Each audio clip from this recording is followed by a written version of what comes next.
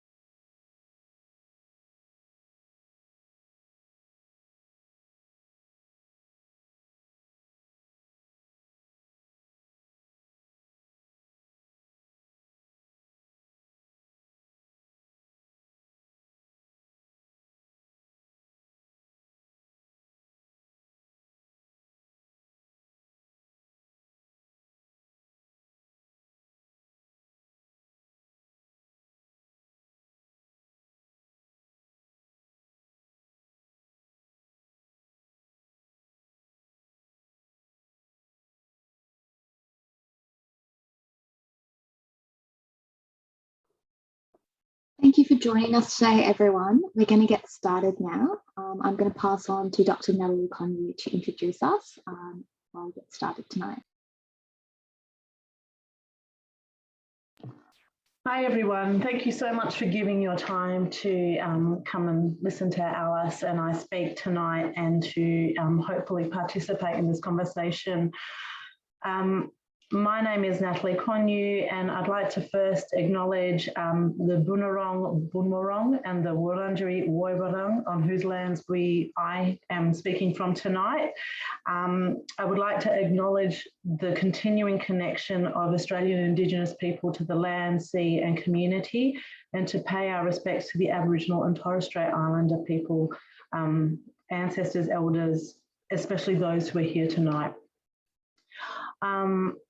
As well as generations to come. I would also like to acknowledge that I'm coming to you from Naarm, and so is Alice, and that this land has never been ceded.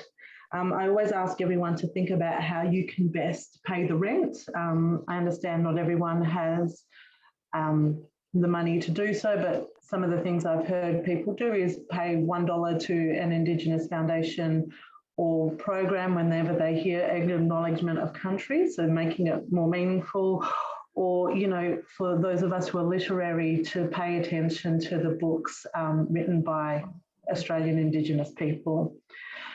The format for tonight is an hour Q&A, and Alice and I are going to chat for 40 minutes, and then we'll open up to questions for about 20 minutes.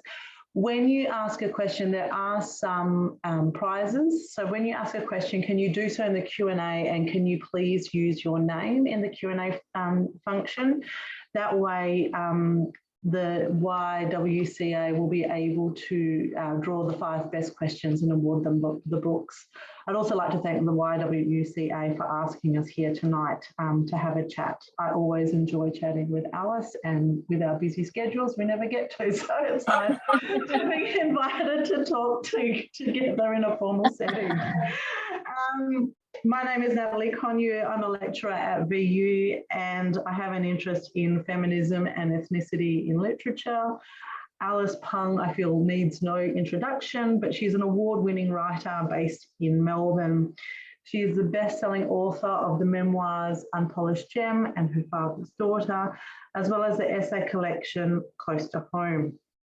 She's also the editor of Growing Up Asian in Australia and My First Lesson. Her first novel, I'm just laughing, Alice, because I know you have small children and a job, and yeah, Alice amazes me on a constantly. Her first novel, Lorinda, won the Ethel Turner Prize at the New South Wales Premier's Lit Awards, and 100 Days is her latest novel, and I highly, highly recommend it. Thank you, Alice, for being here. It's such a pleasure to chat to you. Thanks so much, Natalie. It's always a pleasure to chat to you. And can I say that is the loveliest acknowledgement of country I've ever heard, to pay the rent. I love that. I stole it completely from Lydia Thorpe, and I've it's something that as a writer, sometimes words, when we repeat them often enough, lose their potency, and our acknowledgement should never lose its potency. And so one of the things I think is, how do we actualize that acknowledgement? How do we actually acknowledge? So yeah. Yeah, that's wonderful. So if you're okay, Alice, we'll just jump right in. Yep. And I'll ask some questions, and feel free to shoot any back at me. So one of the things that I think a lot of people are starting to think about more deeply now in Australia than we have, say, in the past 20 years, is the representation of what we would call marginalized or diverse, though I find diverse a difficult term to use because it always posits us as other communities in literature. But how do you feel about those representations? Have things been changing? I guess as an author and as a reader. Oh, okay. So I've been my first book came out 15 years ago, so I have had some degree of longevity, which I never expected. So when my first book came out, as you know, the literary world wasn't so diverse. So I knew a few authors, some wonderful authors actually, Hua Pham and Tom Cho and Andy Kwan, and they were what we would call very diverse and very, they had the foresight to write in the way that they wanted, uncompromisingly. And unfortunately, our publishing industry didn't recognize that. So Tom actually moved to Canada, and Hua continues to write, but writes plays, and she's very instrumental because she established a magazine called Peril, which is well into its 12th year, I think. And Andy, I haven't heard from Andy for a while, but so those were my role models. I'm like, wow, these people are, have written books. And Hua became my mentor at the Footscray Community Arts Centre. But when my first book came out, I was so lucky that it happened at the right time, because it happened when memoir was big, and we had books like Wild Swans come out and Falling Leaves and Chinese Cinderella. And so I was Australian and I was female, and I had this book come out that was meant to be family stories, but my publishers very wisely said, look, memoir is quite big at the moment, so can we market it this way? And I said, okay, fine.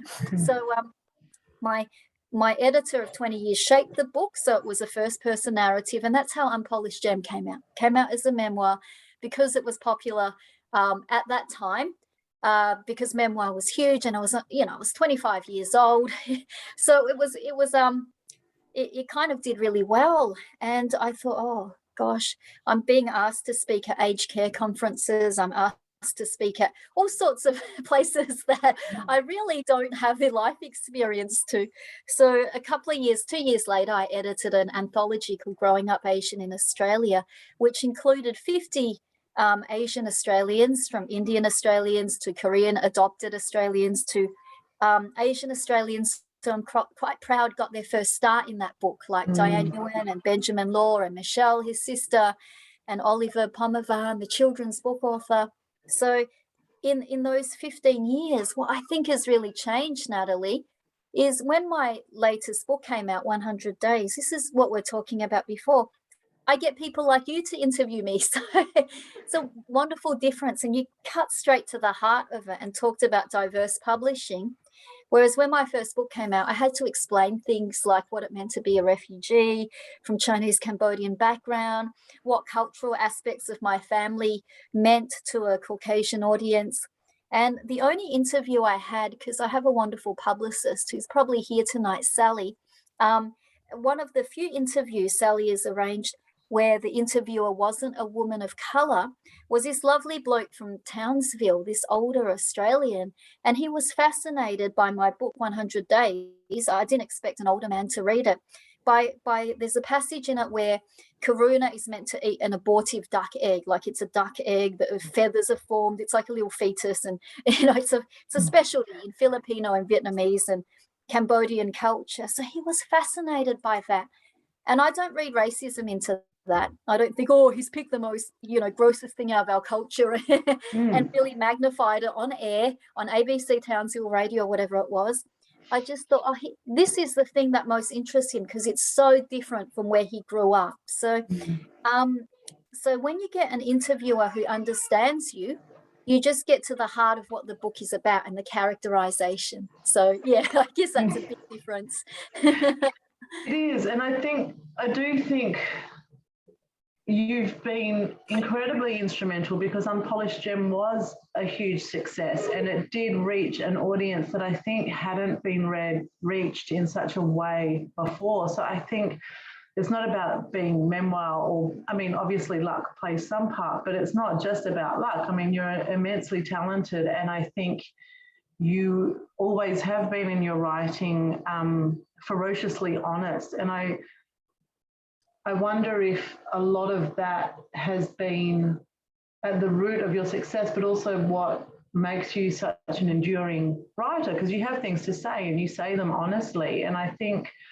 if we're thinking about how we might be represented in the literature, you don't shy away from things that would be considered exotic or Asian or other. You are very, very honest in your experience, even in highlighting those parts of our experience that do make us seem different in the culture. I think that's very brave and it's a wonderful quality to have as a writer. Oh, thanks. Thanks so much, Natalie. Look, I don't worry about this so much, but some of it's quite ugly as well, to be honest. Some parts of our culture, whatever culture you're from. Yeah, absolutely. And it's important that I depict that honestly. So I've had, I think I had a concerned librarian in a girls' high school write to me about this book, 100 Days. So Karuna's mother yells out all sorts of profanities at her.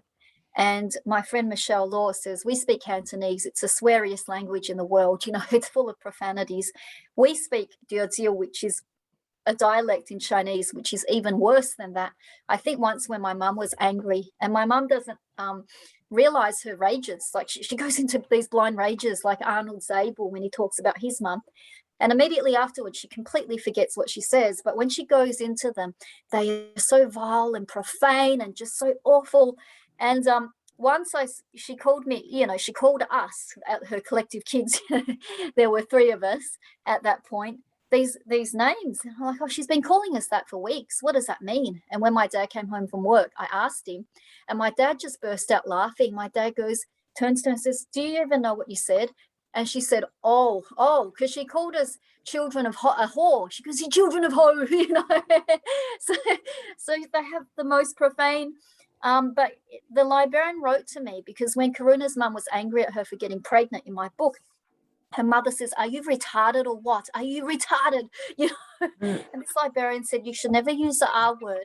And you haven't even explained yourself. You haven't even written why it's wrong in this book. You haven't, the characters have they don't explain themselves. They have no consciousness of why it's wrong. And they don't, because she speaks a different language for starters, and secondly, you know, sometimes if you grow up in a small village and you're full of profanities, you don't understand how to speak politically correctly. You don't know that calling your kid a retard is probably an obscene thing to do in 2021, because you're still stuck in that village that your mother raised you in whatever year, you know. So it's a class, it's a cultural thing. It's complex, isn't it? It is, and it's kind of absurd to expect everyone in Australia to adopt, you know, what I would call middle class white Australian mores, because that it just flattens our experiences, and it's not true to our culture. And it's baffling to me, because you would think from context alone you can understand that it's not okay for Karuna's mum to, you know, there's nothing in that passage that suggests it's okay. So it's just this very weird, it seems like a very weird policing of something. But also I think what we see underneath is this still insistence on an us and a them, you know, like we wouldn't do that in our culture. We don't do that. Oh no, not our young ladies at our school. They don't talk, you know, they don't have such ugly speech. We can't keep your books here anymore because, you know. It's completely unrealistic. But it's also it's a very subtle form of whitewashing, but it is also whitewashing. You know, it is you know, well, we expect everyone, regardless of your gender, your race, your class, your background, to be on this page. It's more complex than that. It is, and I would never call anyone the R word, because I know it's hurtful, but you know. And that is why it packs so much potency, I think, in the book. And I think the way in which you've done that mother-daughter relationship is, we'll talk about that later, but it is wonderful, and it is complex, and it's layered in a way that by the end I was completely satisfied with it, which I didn't expect to be, because the whole relationship is so hard. It's just a hard relationship. There's hardness on both sides. She kind of passes down a form of hardness to Karuna, which you can see Karuna making a very conscious decision that the buck stops here. I'm not going to do that anymore. But it takes a lot for someone to unlearn everything, you know, that they've had yelled at them.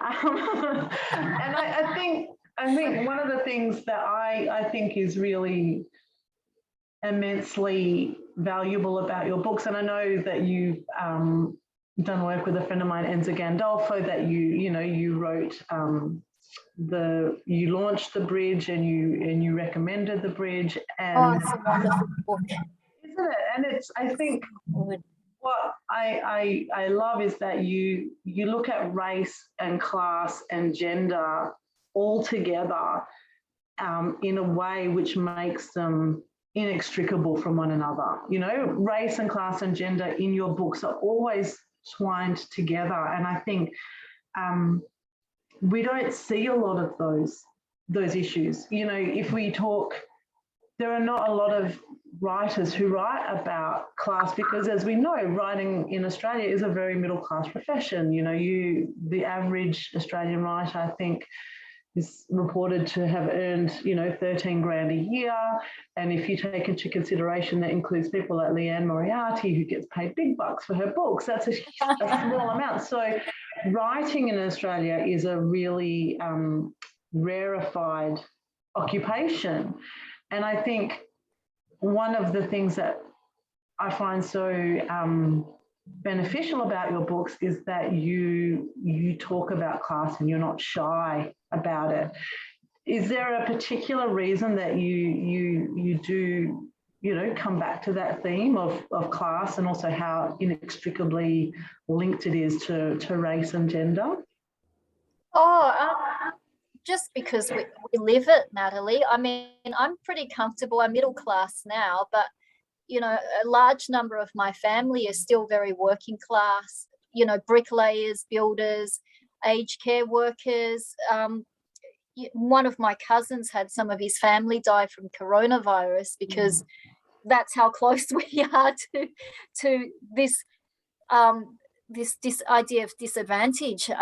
So it's just a hair's breadth away. I'm scared shitless that I'll go back to be living behind the factories of Braybrook, but I don't make a big deal out of it. It's not like, oh, look at us, we're so poor and struggling, because I'm really not. But it is important for me to cover class in all my books organically and not as something you put on top to make the plot along.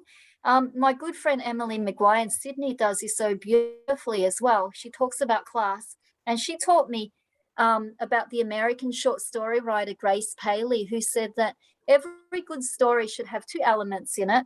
It should contain the realities of blood and money. And by blood, the family ties that we have to each other. And money is that everyone exists in this earth as a result of certain economic arrangements. And we would be fooling ourselves to ignore that completely.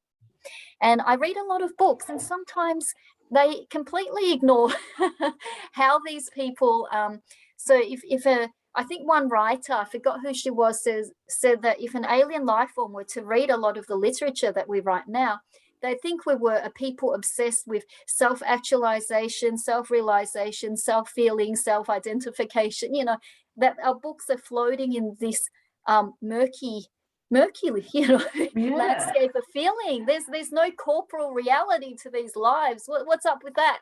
Yeah, and I think that's one of the things I loved about 100 Days as well, is that it is so corporal. And I really recognized, and we talked about this earlier, the fear that Karuna's mother feels over her, but also the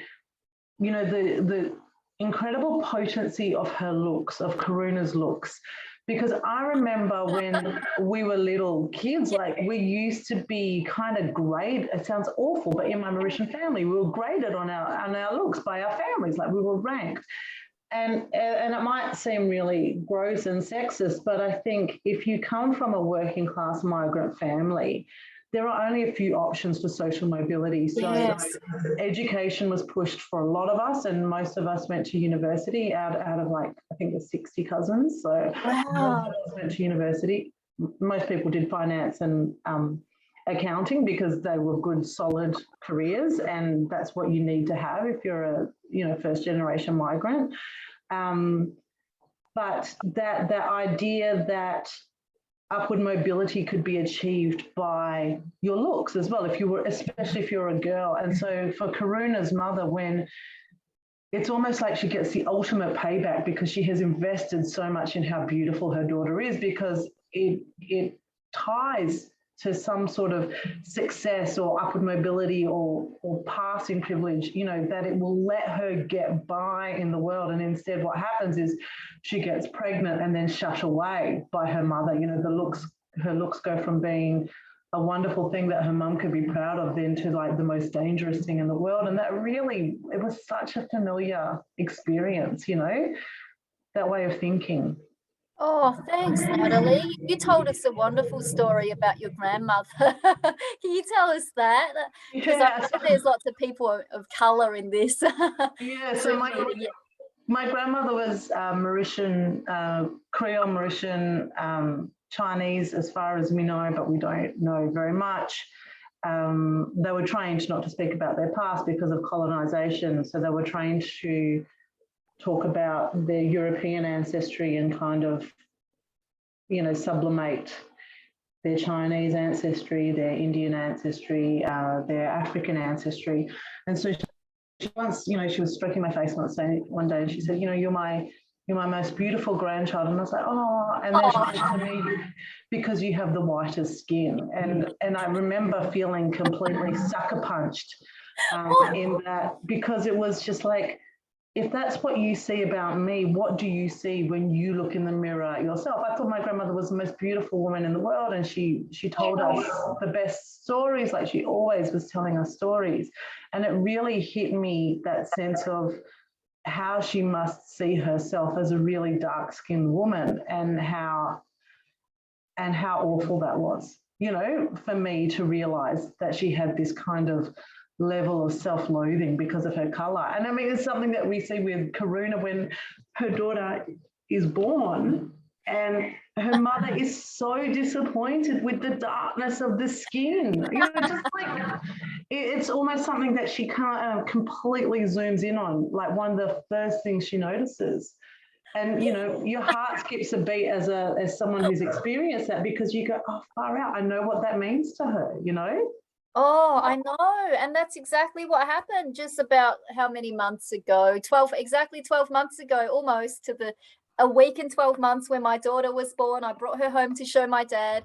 He looked at her and he said, she's dark, isn't she? She's dark. What if she's dark like a Cambodian peasant?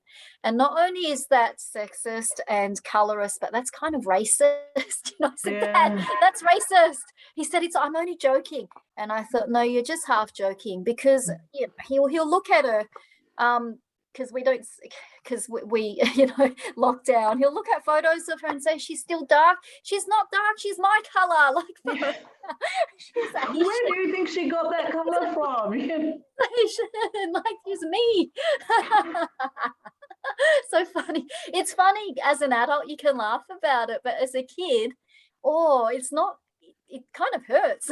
Oh, it really hurts when you're, you know, one of the few dark-skinned kids in your class, and because of that, I remember going from a primary school where we were all dark-skinned, because it was where my grandmother lived, and it was a lower socioeconomic, more working class background, and then my parents were upwardly mobile, and my dad had a good job at the time, and so we moved to like a fairly middle-class suburbs where we were certainly conspicuous.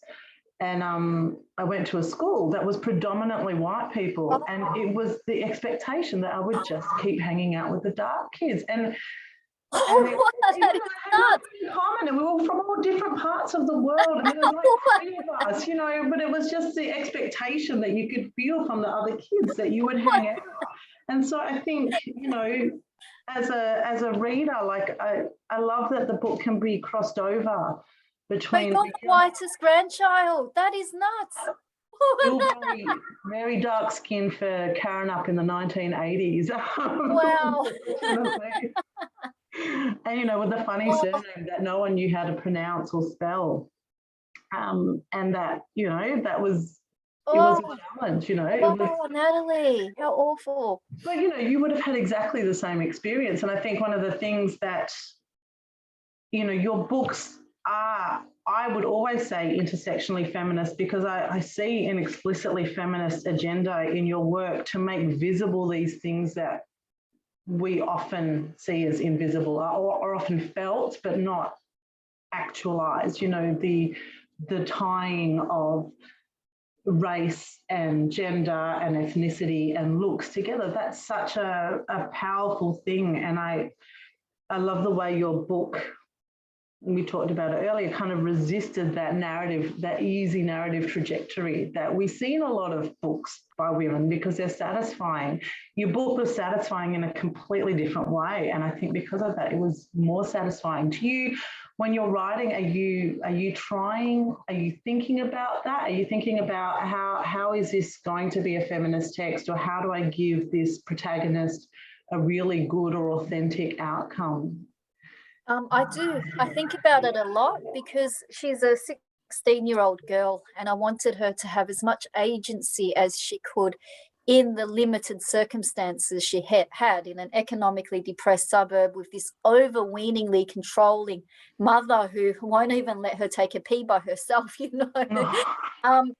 And so when I first started this book 4 years ago, I had the beginning, her in bed with her mother, which is completely ripped off one of my best friends who had to share the same bed as her mother until she got married off, because her mother was a single mum and needed her in bed with her just for comfort. You know, there's nothing dodge going on, but imagine how innocent she was, both very, you know, very accomplished, wonderful young woman who was an engineer, but so innocent because she was 25.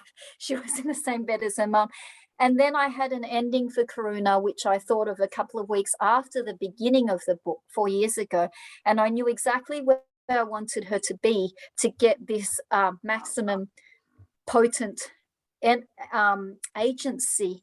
And so the rest of the book was just figuring out how she got from A, sharing the same bed as her mum, to B, you know, the ending. that was how my process of writing 100 days.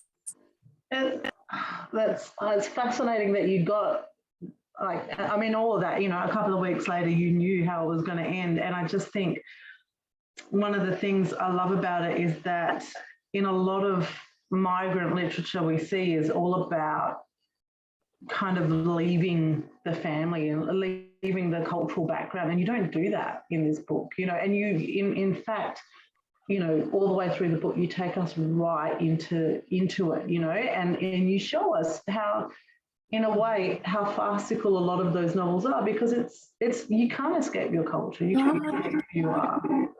No, you can't escape your family. If you're 16 years old, they have legal control over you.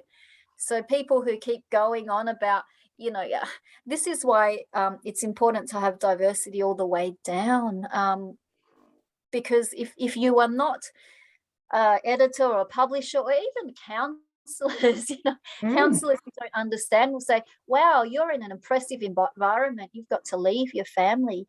And what I find fascinating, Natalie, is I like reading Goodreads reviews of my book, just because people are so divided. So you've got an audience that hates it because they can completely identify, like, oh, this cuts too close to the bone. You've got an audience that loves it because of various reasons. But then you have, I think one review that came out recently, which I found fascinating, was this reviewer who said, you really got to give a warning to young people who read it, because this is a book about abuse. And if a young person doesn't know enough, then they could accept all sorts of abusive behavior and find it acceptable just because there's a ending that kind of resolves itself. So there's people divided in two camps, like, you know, oh, this is what happened to me. And then there's a really hard line camp saying, no, this, you can't tolerate this crap, this is abuse.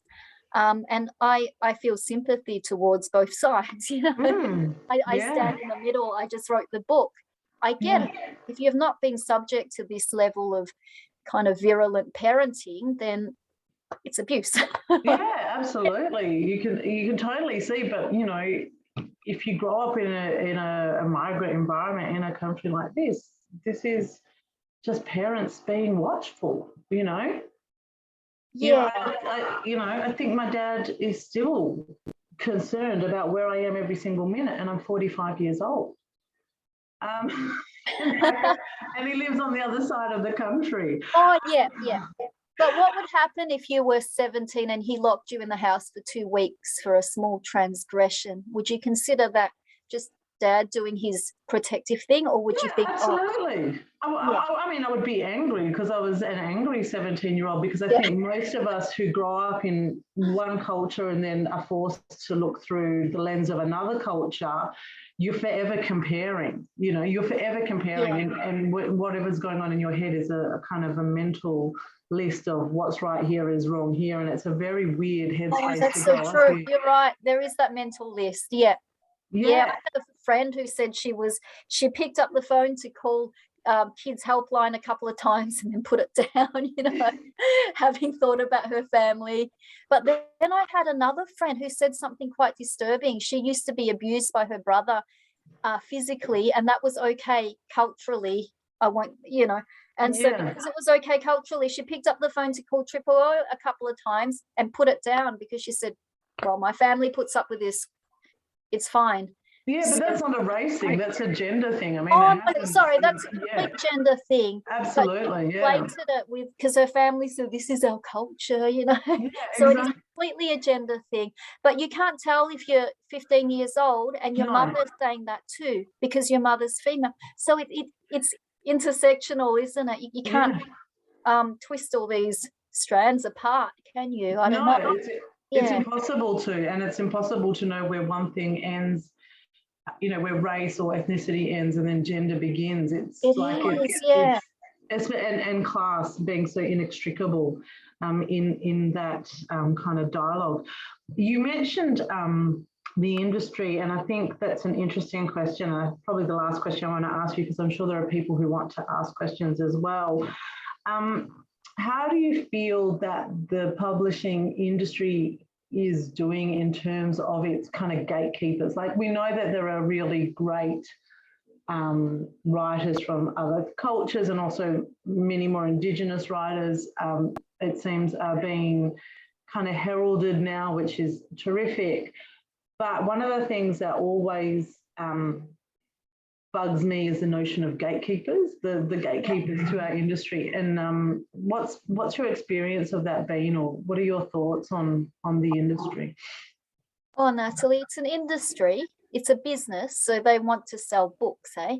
Yeah. And one of the difficult things between creating art and selling books is, if you are a working class artist, if you're an artist whose English is your second language, they expect a lot of first-time authors. So they don't have to do hard work. Your manuscript has to be in good shape. It has to be, essentially, the bar is higher for you than it is for a veteran writer. You can have because they know you'll sell books. So you submit a manuscript and you get a lot of work fixed on it, a lot of plastic surgery. But first-time writers, you've got to get it right the first shot for people to notice you. Now, the problem with that is that if you're a first-time author, you don't get it right. If you're Melina McKenna, and she has told us time and time again that Looking for Alibrandi was in really bad shape, but she had the heartbeat of the story there. And it took a very insightful editor to pick it up and say, well, you're only 23 years old. I get it. And I know this book has potential. And because the publishing industry works so fast these days, we don't have enough time to mentor authors. And I've seen it happen a couple of times with writers who are marginalized, who keep submitting and getting rejected, and it's because the publishers don't have the time, the big publishers, to invest in helping them develop their voice and things like that. So it's really important. So the gatekeepers aren't there deliberately keeping people out. They want more diverse voices, but they're kind of silly about it because you need to invest time and energy in diverse voices. And what they tend to do is just kind of swallow diverse voices. So they're like, okay, we've had a book published by a Sudanese publisher. We need Iranian stories. Can we find one of those? And if we can't, can we find someone who'll get a ghostwriter to write one of these? And then that book will come out. And those books aren't really, they're not literature, to be honest. They're narratives.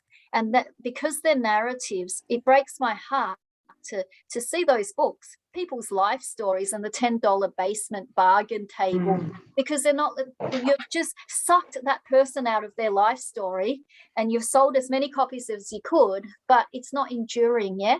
And if you find that person's voice, they could have a funny voice, they could be literary, they could be but you don't. You just suck their story out to sell books, and that's what really irks me off. Me too. And I feel like, even in academia, because I do see us as gatekeepers to the literary industry in some sense, because we set curriculum and we of course, what's good and what's not good, and so much of it is on personal taste. But there's always a couple of stories from the States that have always kind of haunted me. That Nanuchka Khan, who wrote Fresh Off the Boat, she was only picked up because her manuscript went to a diverse editor. And also Ta-Nehisi Coates, the same thing. He was rejected by white editors and white publishers. And I think what you're talking about is people looking at your book for the sale value only, superficially. Like, look at us, diverse voices, but really not knowing how to respect those voices or to engage with them properly. And That's so true, Natalie, because I had the great honour to interview Viet Thanh Nguyen, who wrote The Sympathizer, and it was rejected by 14 publishers, he told us. 14 publishers in America, because they said, no one's going to buy this book. It's about a Viet Cong soldier in America. This is really bad. This is the wrong side of the war. The 15th publisher was American, but he was from Britain and he was Eurasian. So he wasn't even white. And he said, oh, this is funny as shit. This is satire. I don't take this seriously, So he saw it as satire. He wasn't like, scary Viet Cong narrative. And it won the Pulitzer Prize. So it takes someone at the top, a diverse person, to get these books out there. Yeah. You're right. You are exact. There are gatekeepers. Sorry, I take that back. There are gatekeepers. Oh no, but they're not necessarily there holding pitchforks and you know. No, It's they not don't like, need to. no, They no, don't. they don't. And they have to focus on sales. But you're right. Yeah, and I think it's one of those things that I think we need most in the industry is that you know a more robust system of getting gatekeepers in who are able to look at a diverse writer from the inside rather than from the outside. You know, Yes. like I think we're not having that so much. Yeah. I'm aware of time because you and I could keep chatting, but I thought we should open up to questions. I'm going to have a look on my Q&A button and We have a question. we have some questions. So, we just, this one I think we've kind of talked a little bit about, but there might be more to say. So why don't many Australian writers write about race and gender? Is it a taboo topic for publishers? I don't think it is a taboo topic. I think publishers are actively looking for race and gender. I think writers, well, if you're, you know, I've done writing workshops where some writers are afraid to write, and rightly so, in an Indigenous voice or an Asian voice, and some are just whingers. They're like, oh, you know, I'm too scared to write anymore because if I write from an Asian perspective, people say I'm racist, and usually those people are the ones who want to write from a diverse perspective because they think that they can really teach the world about diversity and getting along, and you know, Like that's Arthur not how Gold it from works. Memoirs of a Geisha, you know? Yeah, or even young adult authors who have all the best intentions, like, oh, why can't I write about these Vietnamese refugees? You know, I tutor refugees, I understand them. And then when they do end up writing about Vietnamese refugees, the characters are not characters, they're quirks. And the only flaw they have is they're really hardworking and they're bullied. These are not characters. These are an assemblage of, you know. Cultural stereotypes. Yeah. Yeah. Sienna's asked a great question, which just says, what do you like about fiction? How does fiction allow you to articulate and interrogate complex intersectional themes as opposed to, say, non-fiction or other kinds of writing? Oh, that's an excellent question, Sienna. So there is I think he's a Bengali poet named Tagore. I don't even know if I'm pronouncing his name right. Tagore. I think maybe Mayesha can correct us. A lot of authors, I'll let you in into a secret. We don't speak very good English. We only see words written down, and we. But he said, and I always remember this quote when I write fiction. He said, "Truth in her dress finds facts too tight. In fiction, she moves with ease." And that's similar for the reader. You know, if you get a whole bunch of facts about the killing fields of Cambodia or about intersectionality, you're like, oh, I feel like this is too much for me. But if you fictionalize it, people really warm towards that.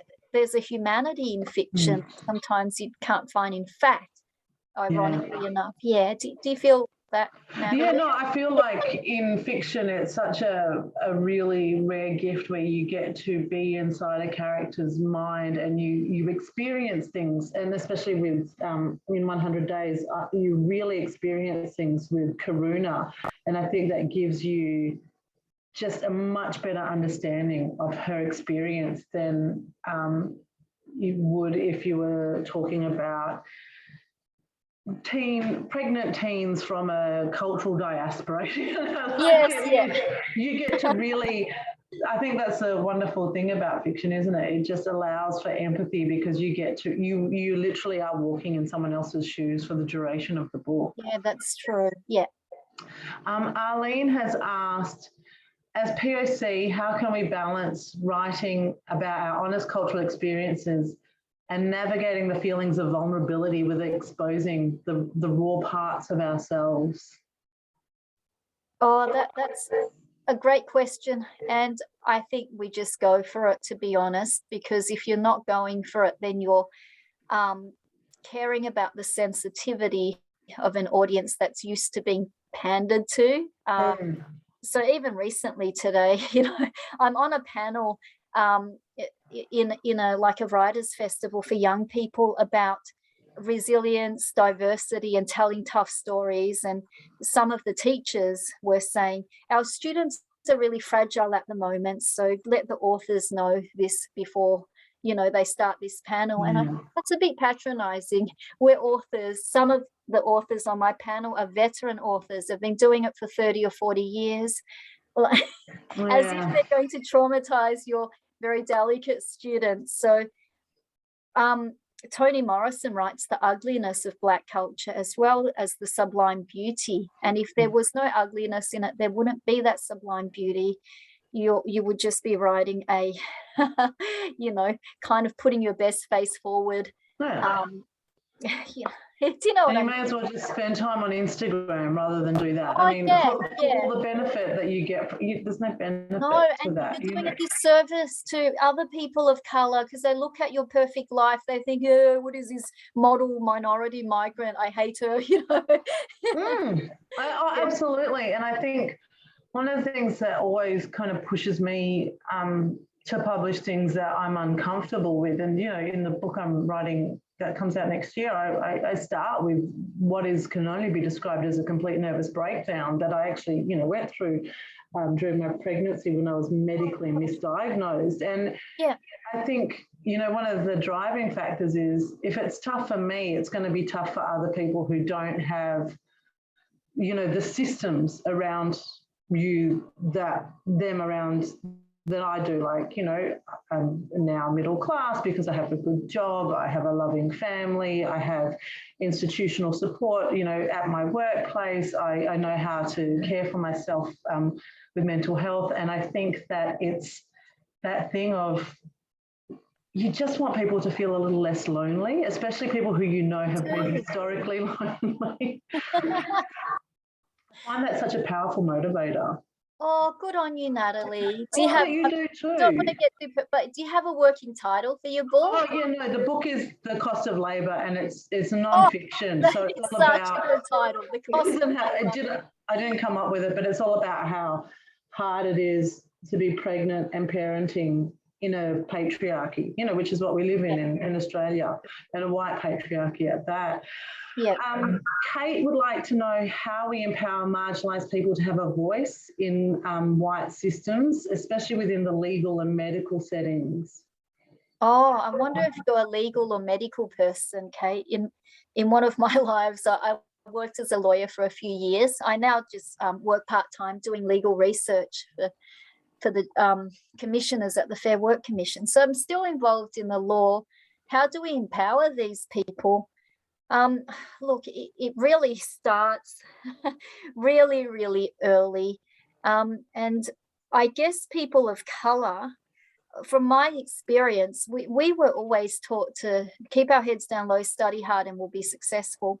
And what many of me and my friends found out is that we didn't have the skills then to be social, to go out drinking, to know how to, it sounds like a cliche, but those typical white leadership skills. If you're introverted and Asian, or if you're, you know, East Asian or South Asian, or you're Black or Muslim, you don't go out drinking on Fridays because you don't drink. Like, seriously. Then how do you fit into that workplace culture? You just think, when I was, you know, starting out, I thought, oh, it's just me, you know, I'm blocking my own career, but that's okay. You don't realize it's a institutional culture of drinking that excludes different faiths and different people with family commitments, that kind of thing. Some of my lawyer friends had children early. So I think from a very young age, what I will teach my kids is, this sounds, we were just taught to keep our heads down and study, but I think my kids should have friends. I don't really bother that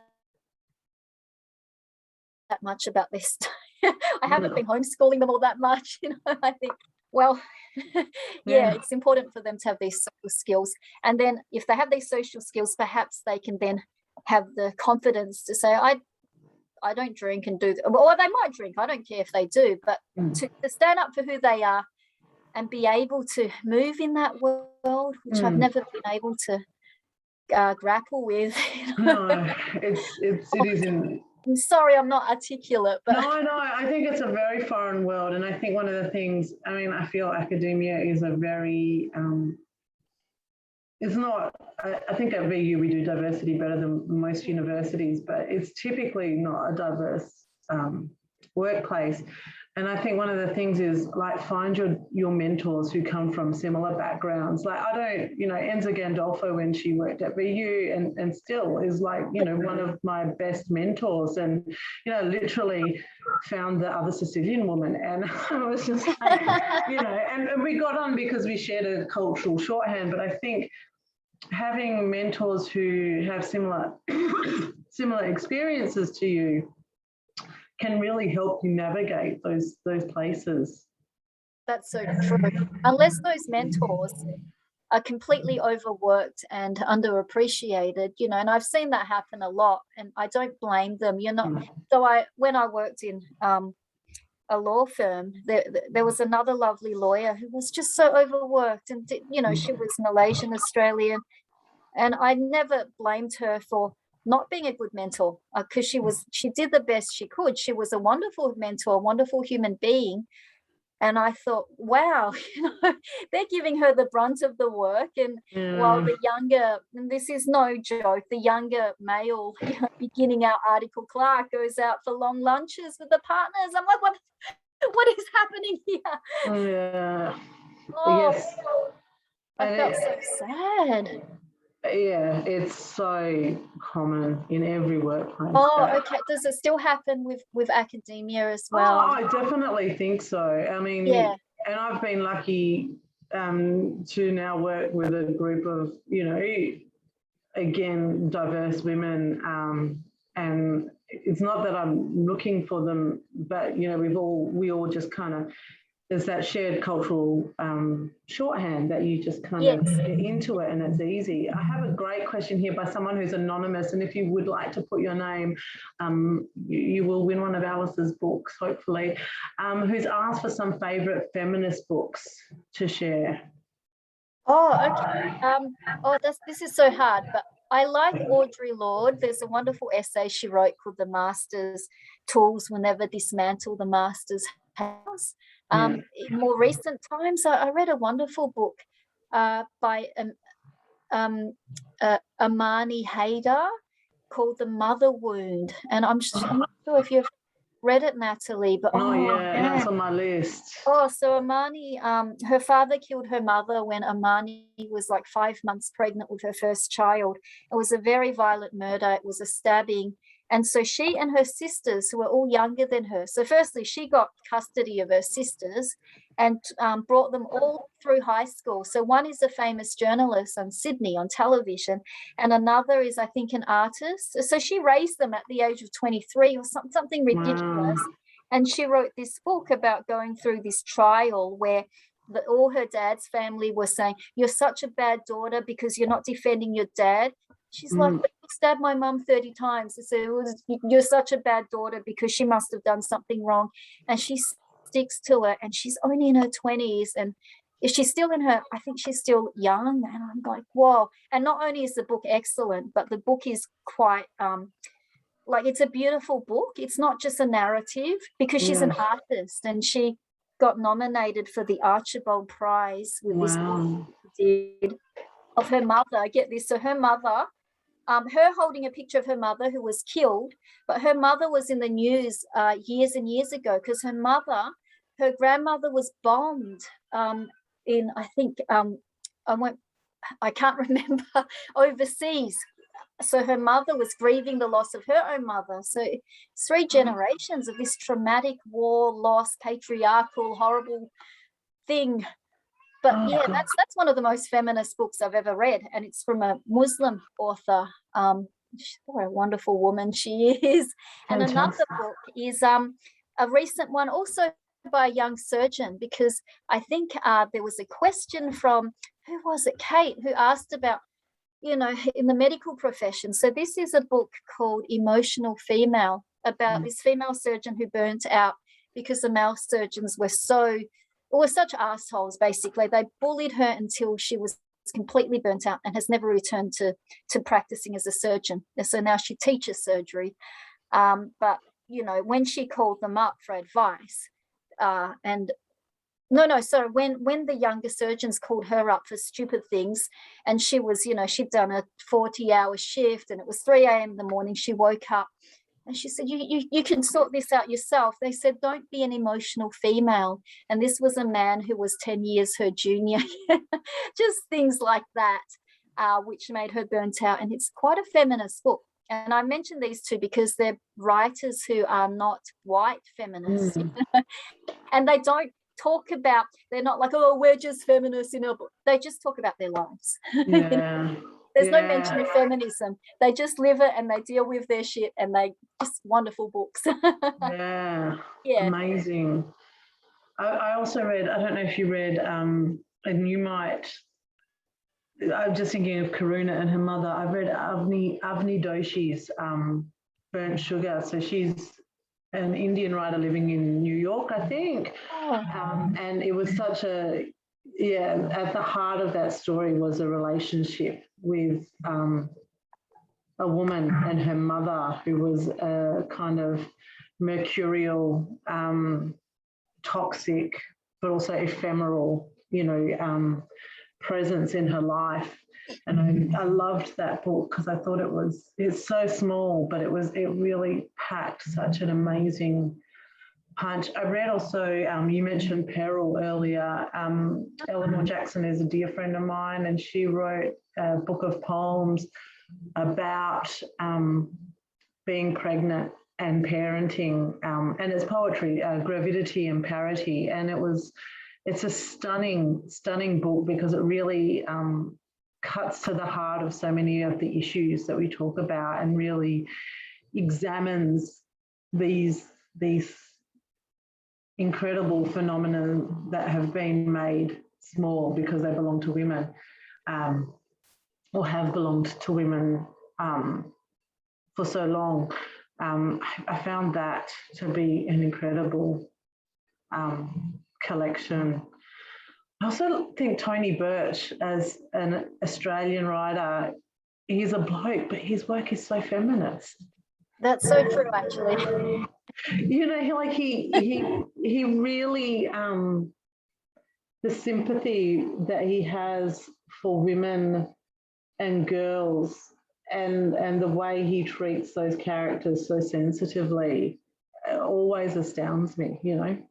Oh, he loves women, and it's not like an idealistic, oh, women, I love them because it looks good in literature. It's a true love for women, isn't it? Yeah, definitely. I mean, I would consider him to be a mentor of mine, and someone said, you know, I noticed that he mentors a lot of women. I said, yeah, I think he's really invested in the idea of young women succeeding. Like, I think he really is. But his latest collection, oh golly, Dark as Last Night, you know, there were some really standout stories about women, and stories that I would say are really explicitly feminist.